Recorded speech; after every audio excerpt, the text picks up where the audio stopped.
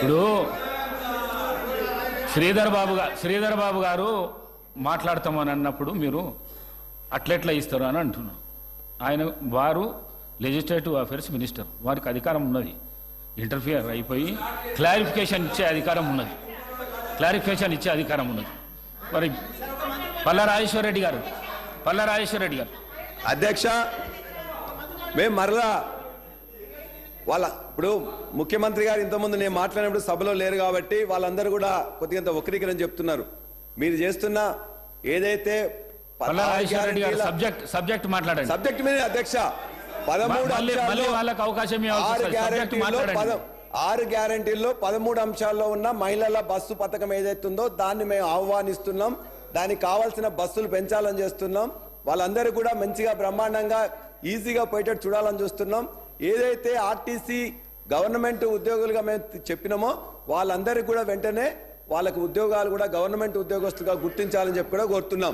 అదేవిధంగా ఇవాళ 6.5 లక్షల మంది ఆటో డ్రైవర్లు ఇవాళ నష్టపోతున్నారు కాబట్టి చనిపోయిన 21 మంది డ్రైవర్లకు వాళ్ళ యొక్క కుటుంబాలకు దయచేసి 20 లక్షలు ఎక్స్గ్రేషియా ప్రకటించాలని, వారి యొక్క కుటుంబం జీవనం సాగించడానికి 10,000 రూపాయలు ఇవ్వాలని చెప్పేసి ముఖ్యమంత్రి గారిని కోరుతున్నాం.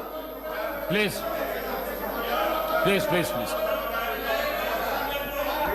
అదేవిధంగా అధ్యక్ష, ఇవాళ రైతులకు చనిపోయారు అన్నటువంటి తప్ప ఆటో కార్మికులను రెచ్చగొడతా ఉన్నారు.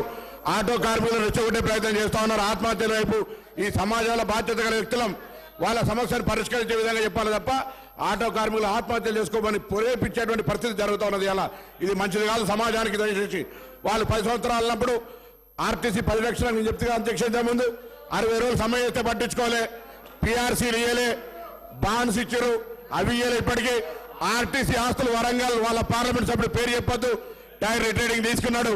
కరీంనగర్లో మాజీ పార్లమెంట్ సభ్యుడు ఒక మల్టీప్లెక్స్ కాంప్లెక్స్ కట్టుకున్నాడు.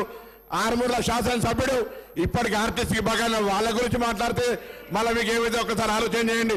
ఆర్టీసీ రక్షణ మా బాధ్యత. 10 ఏళ్ళు అన్నది కూడా ఆర్టీసీ కార్మికుల పట్ల ఆలోచించిన వాళ్ళు ఒక రిటైర్డ్ ఎగ్జిక్యూటివ్ డైరెక్టర్ ముఖ్యమంత్రి గారు బంధువు చెప్పిందే చెప్తే మీకు వినబుద్ధి కాకపోతే ఏం చేస్తామే.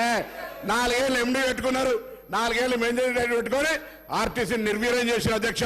ఇవాళ నేను చెప్తా ఉన్నా, ఇలా ఆర్టీసీ మంత్రిగా ప్రభుత్వం పూర్తి స్వేచ్ఛ ఇచ్చింది. ఆర్టీసీ సంస్కరణ, అనేకమైనటువంటి సాంకేతిక విప్లవం, నూతన బస్సులు, అదేవిధంగా మహిళలకు పరిస్థితి మాకు ఎందుకో అర్థమవుతలేదు.